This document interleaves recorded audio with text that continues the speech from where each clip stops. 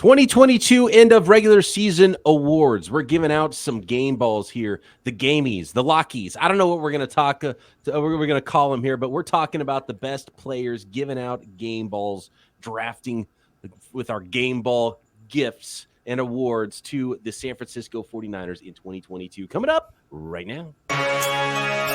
You are Locked On 49ers, your daily San Francisco 49ers podcast, part of the Locked On Podcast Network, your team every day.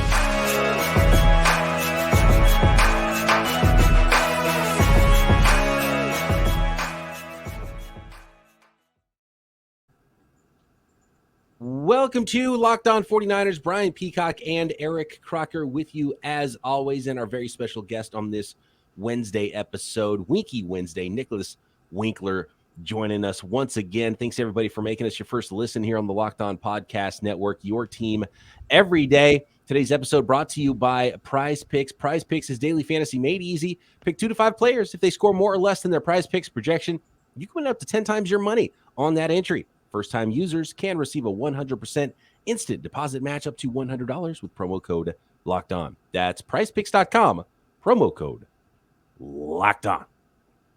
Nicholas Winkler, come on down.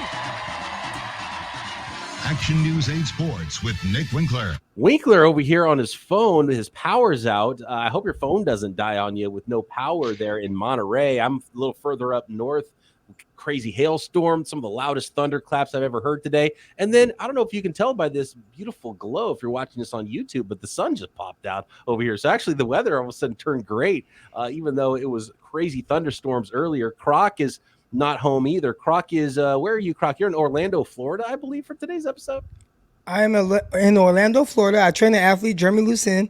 He is a cornerback at Vanderbilt, but he's playing in the Hula Bowl. So I went to the practice and just walked on the field, didn't check with anyone for my credentials. And I'm right there on the sideline next to all the agents and all the scouts and the Chargers and the Cowboys and Raiders. And I did not see 49ers represented out there, but maybe they were on the other field. But yeah, I'm right there with them. They probably like, who is this guy? I don't know. I'm here though. So I mean, the Niners need to be at the Hula Bowl. It's not like they have any top 100 picks for guys they're going to draft there at the Hula Bowl or some these underclassmen that are declaring right now. Right. But the Niners are still in it, and they're playing a little bit more serious game than the Hula Bowl coming up here this weekend, Saturday, against the Seattle Seahawks, and hopefully continuing on into the divisional round and into the NFC Championship and hopefully the Super Bowl as well. What a season it has been for the San Francisco 49ers, man. What a ride. And today we're going to give out some of our awards. As we do every game and every week we give out game balls, this time for some year-long game balls here. And I thought we'd just kind of go around and draft our players that we want to give props to, that we want to give our game balls to, whatever kind of award you want to make it that you're giving a player a game ball for. We can do that. And once a player is taken, nobody else can give that player a game ball. And since I currently have the microphone, I'm going to start, and I'm not going to let the away team go first. I'm going to go first, guys, and I'm going to give my first game ball for the 2022 season to Christian McCaffrey. Everyone calls me a hater, a Christian running back hater. This dude has been even better than I expected. He's so fun to watch. I love the demeanor that Christian McCaffrey has brought to the 49ers, and he's been as impactful as you could have hoped he could have been. Knock on wood that he stays healthy for the rest of the year and into future seasons. But the way he's playing right now is so much fun, and I don't know if the trade will end up being worth it. Obviously, they traded future stuff for now stuff, and right now the now stuff they got is Christian McCaffrey. He's been so fun to watch, and a lot of people listen to this show and try to get me to take L's on saying don't ever trade for running backs and don't ever spend any resources on running backs. Hey, look, that third-round pick the 49ers finally do have at pick 102 or whatever it's going to be in the draft, I think now that probably won't be a running back this year, thankfully, because they've got Elijah Mitchell and they've got Christian McCaffrey. So Christian McCaffrey's just the way he plays, the way he goes about his business, the way every single yard and every play seems to matter to him. I really like that about Christian McCaffrey, and he's even been better than I expected he would be. And I love the way Kyle Shanahan has utilized Christian McCaffrey And so I want to give the first game ball to Christian McCaffrey for the 2022 season. I wasn't expecting that. And a lot of fans have wanted to hear you say something along the lines of that. You still won't declare a W in the sense of the trade. And I think people have to, like, guys, take your fan goggles off for just a second and understand where he's coming from more of a front office approach in the sense of running backs, typically, they don't matter. Like, typically running backs, you can get a guy that is productive. We watched the 49ers last season with undrafted guys or a 6th-round running back in Elijah Mitchell go to the NFC Championship game. And I did not think that the 49ers lost that game because of who was at running back. So when you look at it from that standpoint, it makes sense. Now, if you say, you know what, but yeah, Christian McCaffrey, he gives you a little bit more, then it's like, man, I understand, but does he give you enough more? And this was my question, right? Because you were just like, you don't trade for running backs. My thing was, what does it have to do for it to work, like for it to be worth it? And they gave up a 2nd-round pick, a 3rd-round pick, a 4th-round pick, a next year 5th-round pick, like, and $12 million, over the next 2 years, on top of that. Like, that is a lot for a running back. And if you look around the league, a lot of the running backs that are 26, 27, 28, they fall off. And all of a sudden, they are a shell of themselves. So, there a lot of fans, they want to take the, I need to stop talking to fans, but they want to take the victory lap because he has been good. Peacock never said that he wasn't good. Right. Peacock has always acknowledged that he was legit.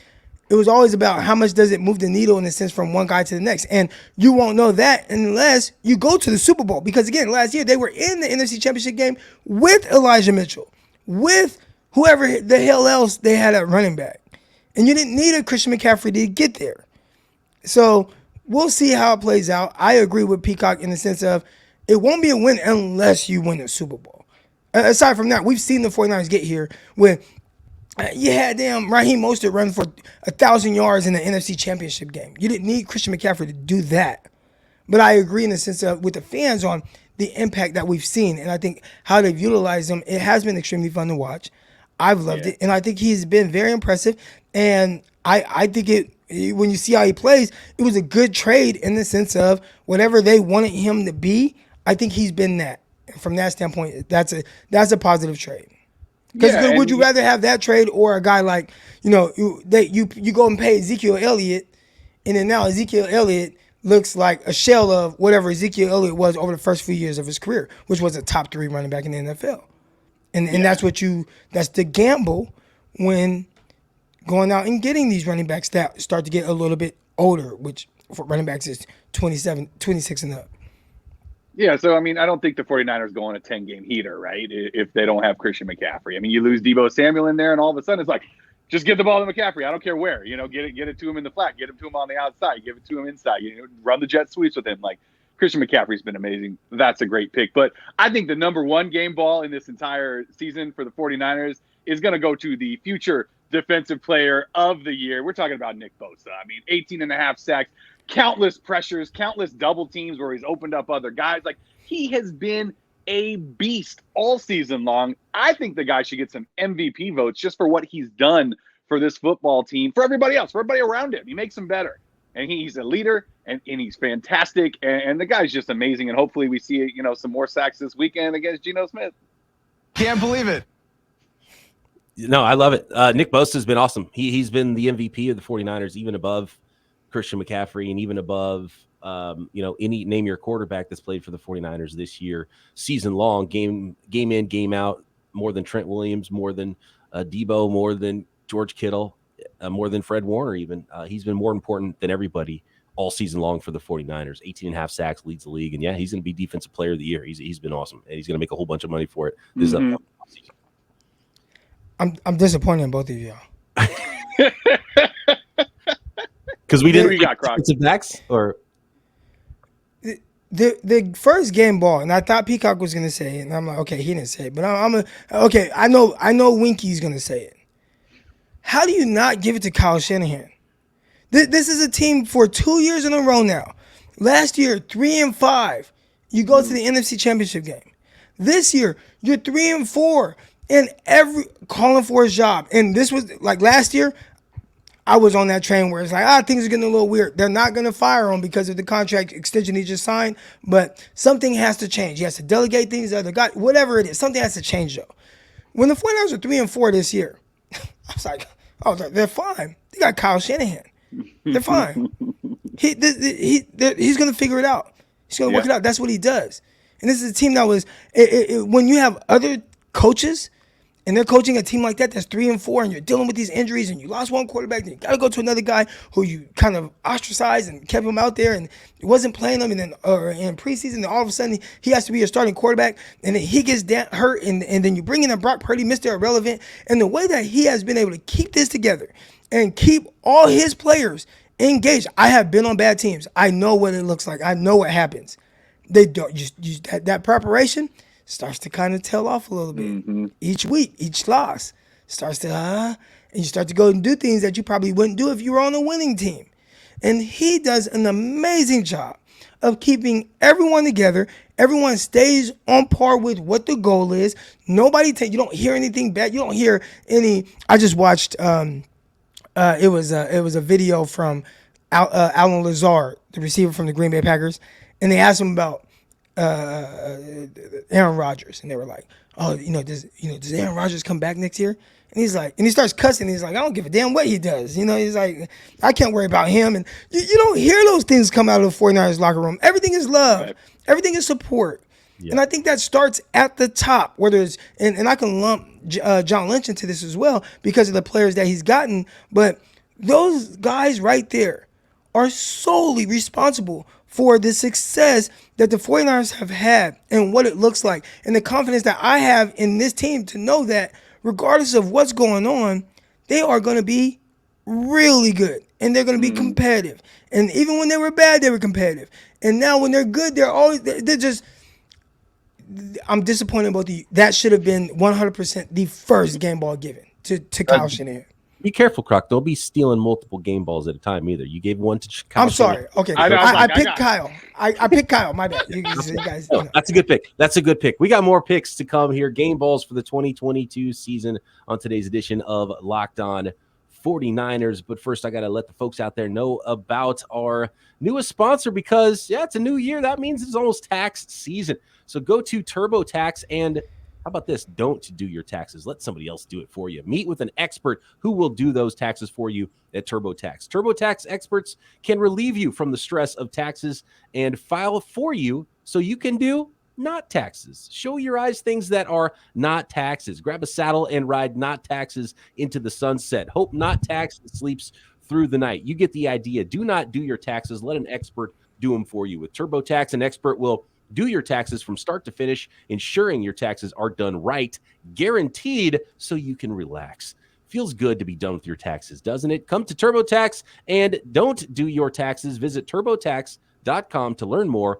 Intuit, TurboTax, full service products only. Video meeting while expert does your taxes required. See guarantee details at TurboTax.com/guarantees. Really geeked out about our friends here at Ultimate Football GM, today's sponsor of Locked On 49ers. You can get a 100% boost as well with promo code Locked On at Ultimate Football GM. Ultimate Football GM, the video game. If you've ever dreamed of becoming an NFL GM and managing your football franchise, well, your dream can come true now, and this is definitely the game for you. Manage every strategic aspect of your team. Play through the season and lead your team to glory. You're responsible for everything, hiring the right coaches, firing coaches and coordinators, as we're seeing the NFL teams do and GMs doing this week on just finished up Black Monday, seeing so many coaches get fired around the league. You can do the same and make sure you get the right guy in charge of your franchise to turn things around. All this in a challenging and realistic game world. Ultimate Football GM, completely free and playable offline. Play on the go as you want and when you want to. Navigate your franchise through free agency and the draft and all the ups and downs of a season. Create that dynasty for the next 25 seasons. And Locked On 49ers listeners get that 100% free boost to their franchise when using promo code Locked On in the game store. That's Locked On, all caps, one word, Locked On. Make sure you check it out today. download the game. Just visit ultimate-gm.com or look it up on the app stores. Ultimate-gm.com, Ultimate Football GM. Start your dynasty today. I like that you went to the top of the franchise, Croc, with your last game ball. And I thought you were going to steal my guy there because you started to lump John Lynch into it. And when you start talking about Kyle Shanahan, I think you got to talk about John Lynch as well. And so that was my next game ball, was for 49ers GM John Lynch. And the scouting department, the front office has done such an awesome job putting this team together. And it starts to get difficult to, like, there's so many game ball worthy players and coaches and front office people on the San Francisco 49ers in the 2022 season. And it's almost hard to decide. It's like, okay, does Kyle Shanahan get credit for the 10-game win streak? Or do you point to Christian McCaffrey? Or do you point to Brock Purdy? Or do you point to the guy who drafted Brock Purdy? Is that more on, is the third string quarterback being great on Shanahan, or is it on John Lynch? You know what I mean? So, like, who even gets credit for all this stuff? And you know what's wild, Croc, mentioning the 10-game win streak? I mean, this is not at all different from what the 49ers did last year. It wasn't a 10-game win streak, but they went, 8-2 down the stretch. Right? Started bad. People got to get fired. It's the worst thing ever. All of a sudden, boom, you're hot going into the playoffs. And a banged-up Jimmy Garoppolo still gets you to the NFC Championship game, and I think this team is better. And we saw that be a couple games better. And I think the best part of having Christian McCaffrey was probably navigating those couple of games when you don't have both Debo and Elijah Mitchell at the same time. And I think that was really big. And so John Lynch made that trade. John Lynch is going all in for it now. You know, going to pay that for future seasons with draft picks, and we'll see how that goes with the 49ers building rosters in the future. But right now, this team this year, John Lynch has the team in a great spot, and he deserves probably as much credit as Kyle Shanahan, you know, for picking the roster that has gotten Kyle Shanahan those 10 straight wins and into the playoffs.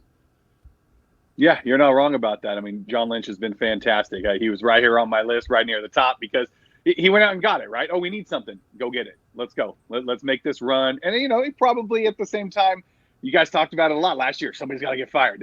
Early this season, somebody's got to get fired. So they got to make these moves, right? And it seems like he, you know, pulled all the right strings and things look good. And, you know, one string he didn't have to pull because, you know, he drafted him quite a ways back. And he led this defense yet again. You know, I talked about Nick Bosa earlier. I'm going to stay on that side because Fred Warner played every single game this year.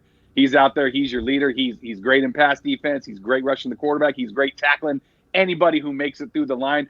And if you compare things up, too, I'm going to put Dre Greenlaw in there, too, because that middle linebacker duo, they're getting talked about as they're right up there with the best two, right? In franchise history. They're talking about them with Willis and Bowman. They're saying they're right up there with those guys. And it's hard to argue that when you look at the numbers they put up.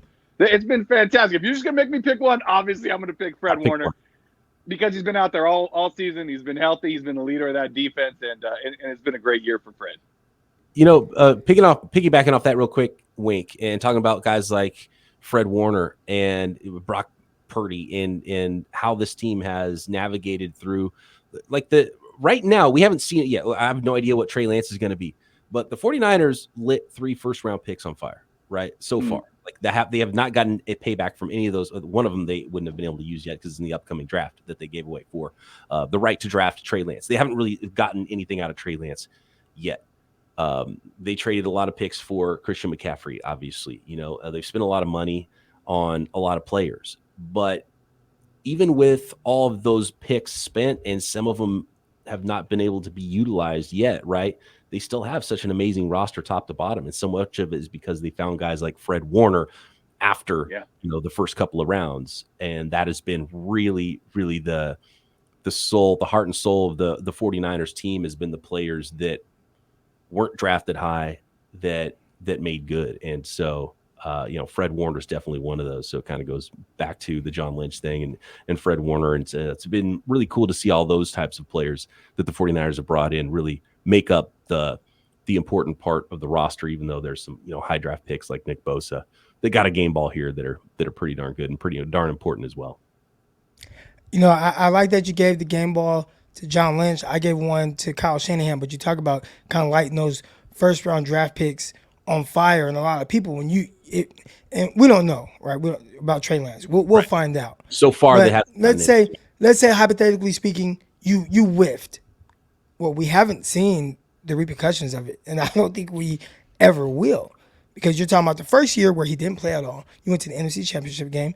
This year, he didn't play at all. Well, he played a game in like 10 snaps. And you are, right now, on some people's boards, the number one team in the NFL. So you'll never really feel the loss of using those guys. And I think you have to give a lot of credit to the front office. I'm going to, I guess, kind of take the easy way out once again. And once again, you guys talk about all these different people instead of the people that was in charge of this whole thing. DeMeco Ryans. You have to give him a game ball. Again, we talk about this year, but I have to go back to last year because I'm seeing a trend. I'm seeing consistency here. Last year, I mean, who was this guy's secondary? Like, who are those guys? Mm-hmm. And somehow, some way, you had a top 5 defense, and you made it work for the most part. And I think even then, most people, the 49ers in the NFC Championship game against the Rams held the Rams to their lowest point total of the playoffs with whoever the hell they had out there in the secondary. And then you go into this year, and it's kind of the elephant in the room, but I'm going to mention it. And other people, maybe people haven't thought about it. I think the defensive line is overrated. I think that a lot of it rides with Nick Bosa. And that D-line goes as Nick Bosa goes. And when he's cooking, it's cooking because he's cooking. When he's not cooking, you might get you're going to get a sack here and there. These are NFL guys.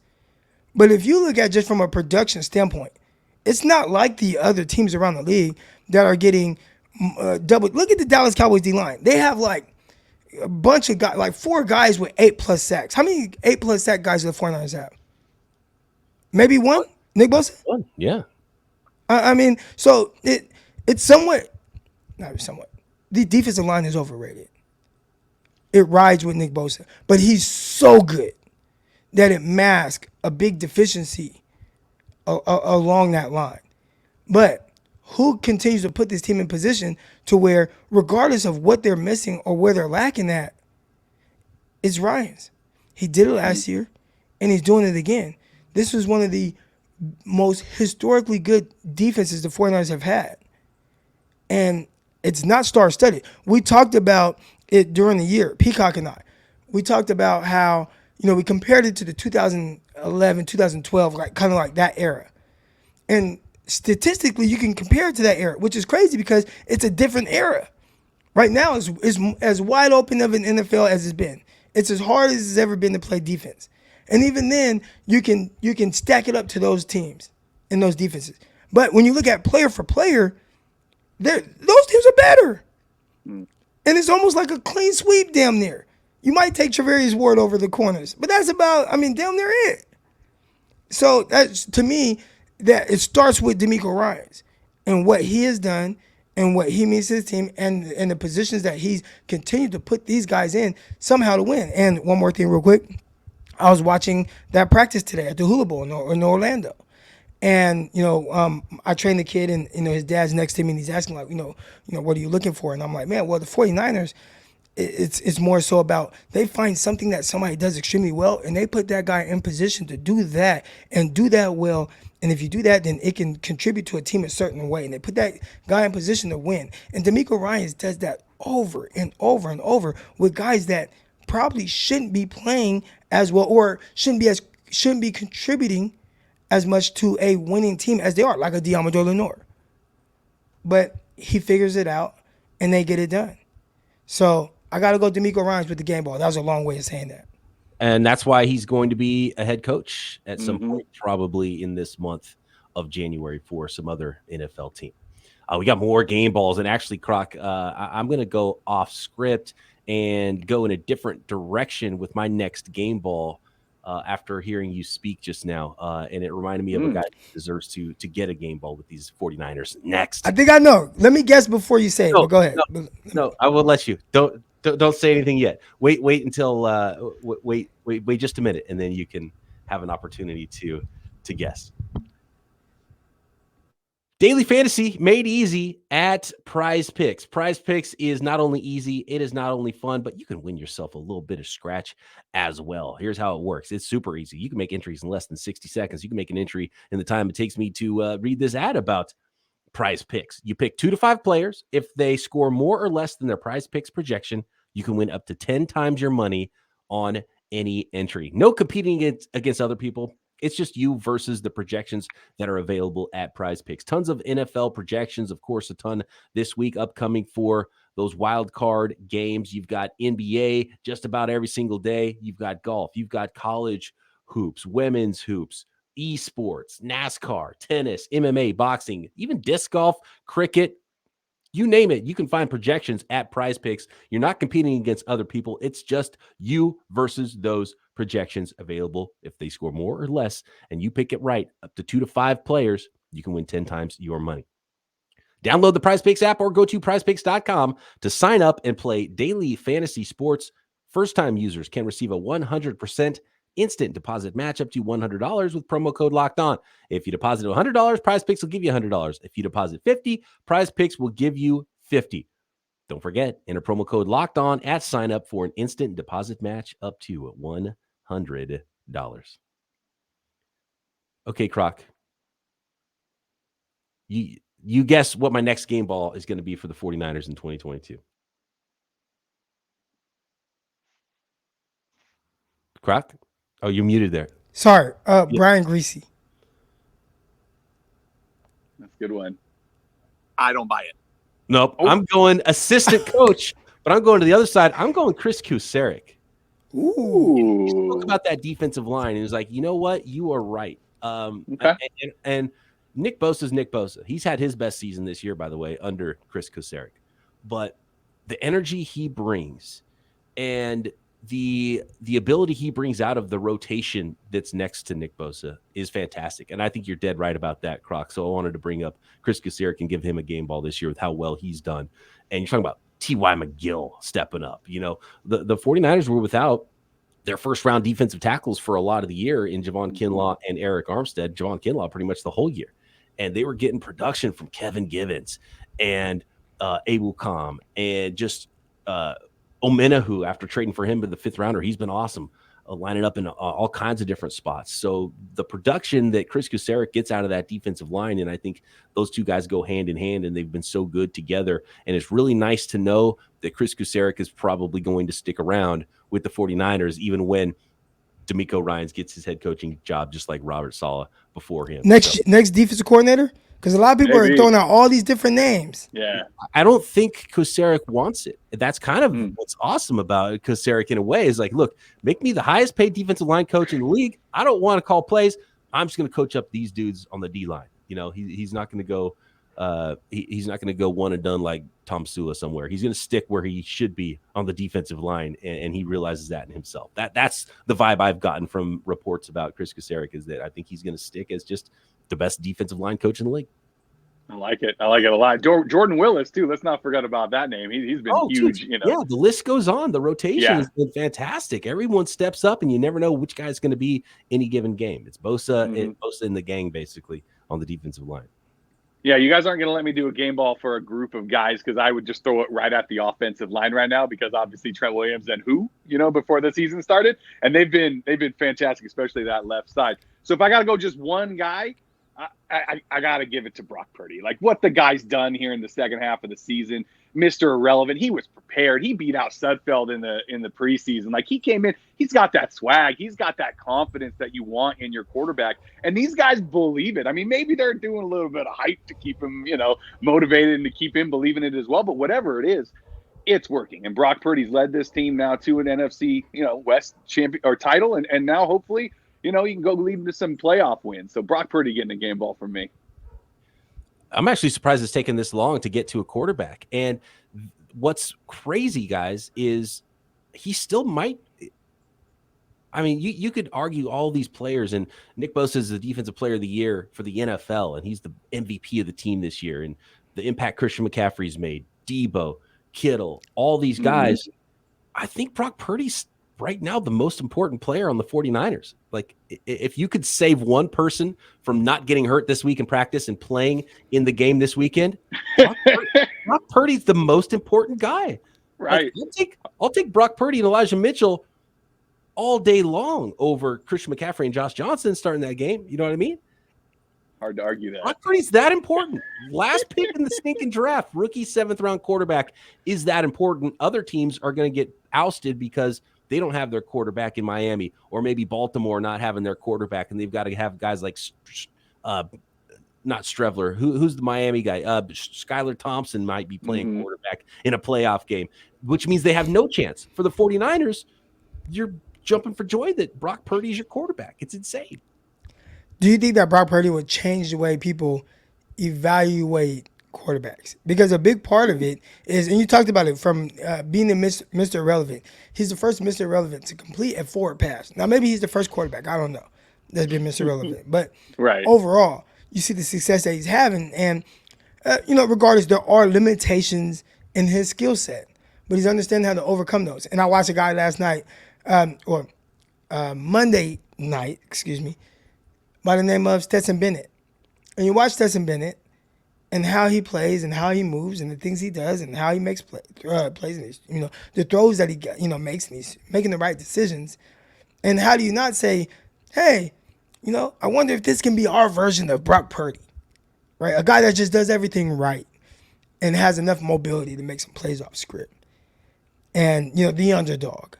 So do you guys think that there's potentially a chance that people say, you know what, let's, we all maybe I don't even want to say misevaluate. Maybe you evaluated Brock Purdy right, but undervalued some of the qualities that he have that helps you win. If you have the right guy to put him in position to win, and the right players. Now that's the other part to it, right? Not everybody has George Kittle and all these other guys and Kyle Shanahan. Sure. Not everybody has that, but do you think that some teams will look at it and say, you know what, maybe we can put someone in a position like that and build around him? Yeah, I think the Niners tried, right? I mean, I think that was kind of the C.J. Beathard idea back in the day too. It's like, we got this guy who's well seasoned. He's from a pro offense in college, and he'll fit right in. It's like, they kind of missed on that. So I think you might be right. I think you might see more of these guys that have stayed in college a little bit longer, that maybe a little bit more seasoned, getting some more opportunities in the NFL as opposed to these raw guys, right? It's really hard because you just can't ever know exactly what you're getting in the human element of the draft, and you never really know what someone's going to be like until you get them in. And even if you're watching the tape on Brock Purdy, Croc, you talk to his on your YouTube channel, you talk to his trainer, his right? trainer, the guy that prepared him for the draft. Right, said he added 5 miles per hour to his fastball, essentially, which is unheard of for throwing a football. Like, that's crazy. So even the guy we're seeing now, when he added 5, he did add some velocity to it. He basically kind of brought his velocity to average, and it was like far below average with what he played as his last year in college. So that makes a big difference, right? Because you go from being subpar to, if the mentals are here and your preparation, all that's way up here, but you just don't have what it takes, then you end up being, a good backup in the NFL for a long time. But if you bring that physical ability up, and we've seen the quickness that he has in the pocket and some of those things, and now it's like, okay, well, he's kind of got average physical ability, even though he's a little bit short. And then he's got everything else is off the charts. That's a really good quarterback. And so I think that does make a pretty big difference. So I think even if you're watching the tape on a guy, he's different. We've learned that about Aaron Banks this year.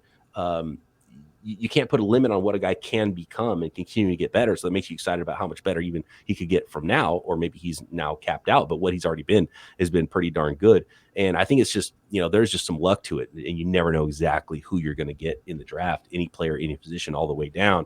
And the other thing is the league is so cyclical, and everyone's chasing, what the hot thing is. Remember, nobody knew what to do with Patrick Mahomes when he came out. It was like, well, he plays in the spread offense, and he played at Texas Tech. What are we going to do with that? Just throwing the ball sidearm and winging an underhand. Like, that's not what quarterback plays in the NFL. We don't even know what to do with this guy. We're not even going to hardly look at him. And then some teams are like, wow, he's too talented. He's got a crazy arm. We got to draft him. So some teams liked him. Some teams are like, I don't know. And then you start seeing the Josh Allens and the Patrick Mahomes and all these guys that are just super talented play better than the safer quarterbacks that have been in the draft. And so people start chasing traits again. And then what happens? Then the other guys fall through the cracks. And maybe someone like Brock Purdy would have got drafted a little higher, more like I don't know, Mac Jones.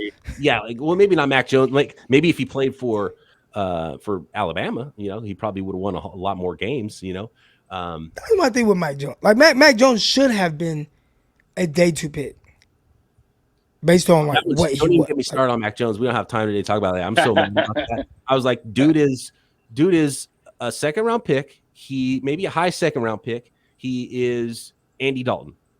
And then all of a sudden, Niners trade up to 3 and like, I'm going to take this guy number 3. I was like, what the hell are you talking about? And guess who was right, Croc, in the end about that? Hey-o. Went through all that. We're like, what are you talking about? This dude's the second round. He doesn't have enough weapons, even though they went out and tried to get him all these weapons. We have some more. Is it my turn? He's no Brock Purdy. He's no Brock Purdy. No, he is no Brock Purdy. But now, who knows? Now teams are going to start looking for the next under talented guy that's got everything cerebrally, and they're going to miss there, and they're going to miss on the guy who's super talented physically. That you see the Malik Willis does not look good, and you see some other quarterbacks drafted high, and then so I don't know. The league just always goes in these cycles, and they chase the success from the other teams and try to copy what the other teams did, and sometimes it's just too chaotic to do that. George Kittle, a lot of my picks today, and we got to wrap this up, so let's go around one more time. I'm going to go George Kittle with my final game ball here because Kittle, Kusarik, Christian McCaffrey, a lot of the guys I've given the game balls to, even John Lynch, like it's almost like Spirit Awards that I'm giving these game balls to, right? Like competitive guys. They're the straws that stir the drink. They are high character players. They are high character people. They're hype men. They make everybody around them better. So I'm going to stick to that kind of theme and go George Kittle here. And I can't believe it's an embarrassment of riches that it's taken this long into the podcast to give George Kittle his obviously deserving game ball for the season. One final wish watch. We're going to give him a game ball because he led the NFL in percentage inside the 20. How can you not love your punter when he does that, right? I mean, hopefully we don't see him again for the rest of the year and he doesn't have to punt it all in the postseason, but he's been huge all year. Wishnowski, got to give love to the special teams too. Love that one, Wink. Croc, take us out. Yeah, last game ball, Brandon Ayuk goes over 1,000 yards. Not too many people make it out of the Kyle Shanahan doghouse. And whatever he's made of the right stuff. He figured it out. Took him a couple of years, but the organization was patient with him. I think now you have a guy who I believe if he had more targets, he'd be a 1,300 yard receiver. Yep. But he doesn't get the looks like some of these other guys that are from his class. And I'm not saying he's Justin Jefferson, but you look at guys like CeeDee Lamb, and it's like, oh, CeeDee Lamb, he's just so much more talented. We've had this discussion, Peacock, and we talked about it with my bros that are Cowboy fans. But to me, if Ayuk got more targets, I think he could be a legit 1,200 yard receiver every single year. And he just doesn't get it. But he did go over 1,000 yards. And again, coming out of that doghouse, that Kyle Shanahan doghouse, that's a tough one. Mm-hmm. I've seen many guys had to get casted away while going in there. He made it out. So shout out to him, and he gets a game ball. The hard work, the preparation, it was important. And I think Kyle Shanahan talked about what he needed to do to get to where he should be. And he did it. And he's gotten to where he should have been. He's been a different player. So, that's a fantastic pick there. I do want to say there are other guys that definitely deserve a game ball or could get one.